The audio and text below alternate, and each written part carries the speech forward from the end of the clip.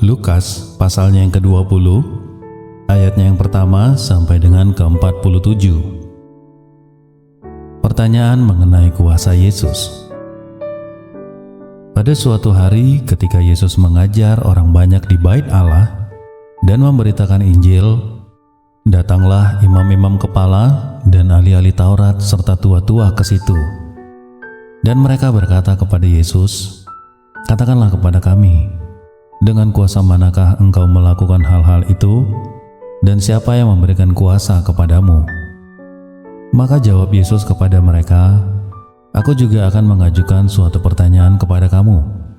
Katakanlah kepadaku, baptisan Yohanes itu dari sorga atau dari manusia?" Mereka mempertimbangkannya di antara mereka dan berkata, "Jikalau kita katakan dari sorga, ia akan berkata, 'Mengapa kamu tidak percaya kepadanya?' Tetapi jikalau kita katakan dari manusia, seluruh rakyat akan melempar kita dengan batu, sebab mereka yakin bahwa Yohanes adalah seorang nabi." Lalu mereka menjawab bahwa mereka tidak tahu dari mana baptisan itu. Maka kata Yesus kepada mereka, "Jika demikian, aku juga tidak akan mengatakan kepadamu dengan kuasa manakah aku melakukan hal-hal itu." Lalu Yesus mengatakan perumpamaan ini kepada orang banyak.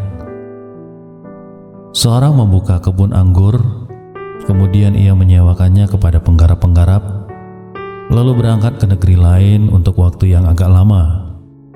Dan ketika sudah tiba musimnya, ia menyuruh seorang hamba kepada penggarap-penggarap itu supaya mereka menyerahkan sebagian dari hasil kebun anggur itu kepadanya.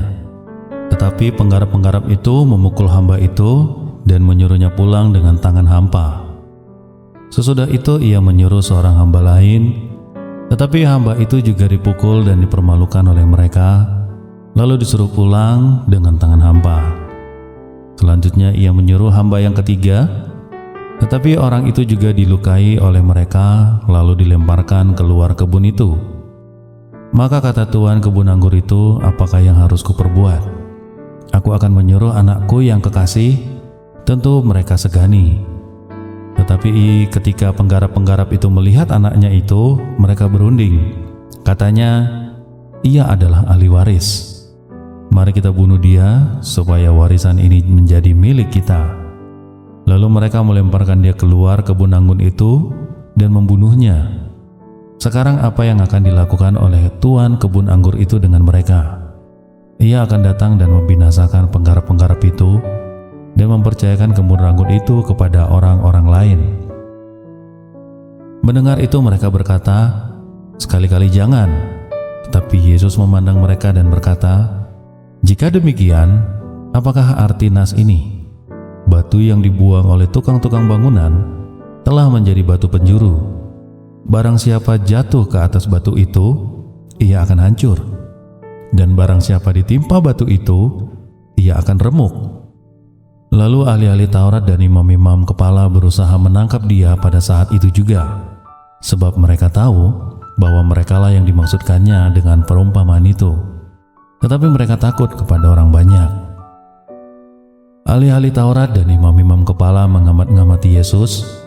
Mereka menyuruh kepadanya mata-mata yang berlaku seolah-olah orang jujur, supaya mereka dapat menjeratnya dengan suatu pertanyaan dan menyerahkannya kepada wewenang dan kuasa wali negeri.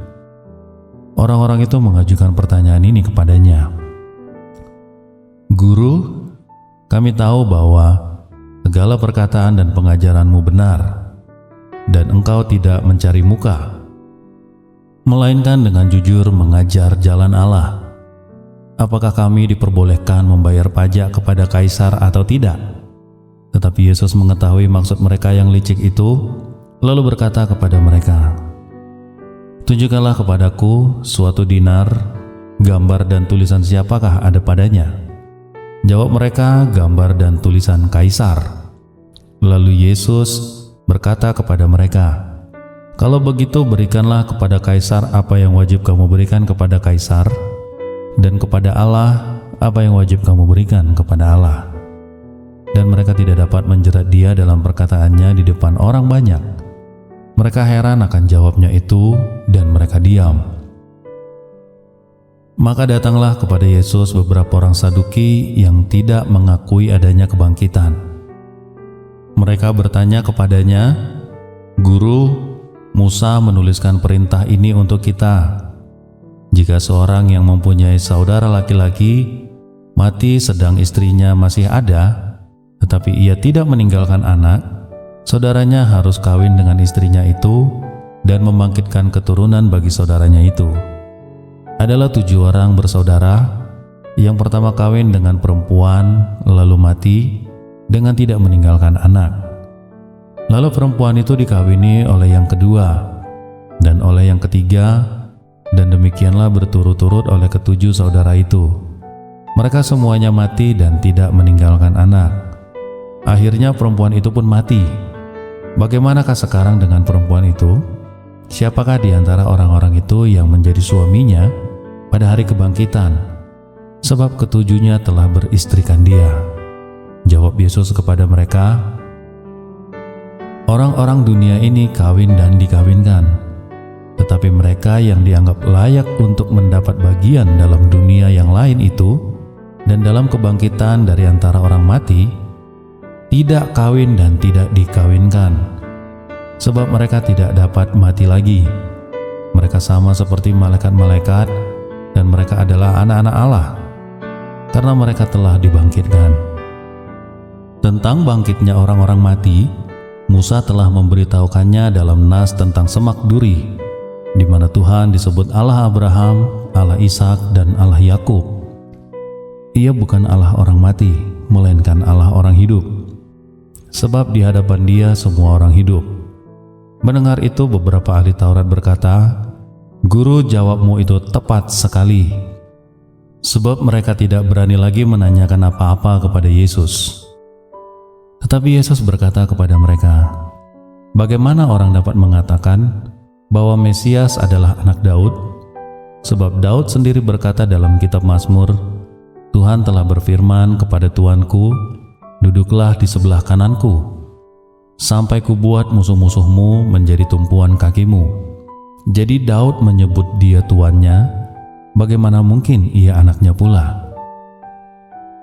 Ketika semua orang banyak mendengarkan, Yesus berkata kepada murid-muridnya, "Waspadalah terhadap ahli-ahli Taurat yang suka berjalan-jalan memakai jubah panjang dan suka menerima penghormatan di pasar, yang suka duduk di tempat terdepan di rumah ibadat, di tempat terhormat dan dalam perjamuan, yang menelan rumah-rumah janda, dan yang mengelabui mata orang dengan doa yang panjang-panjang. Mereka itu pasti akan menerima hukuman yang lebih berat." Demikian firman Tuhan.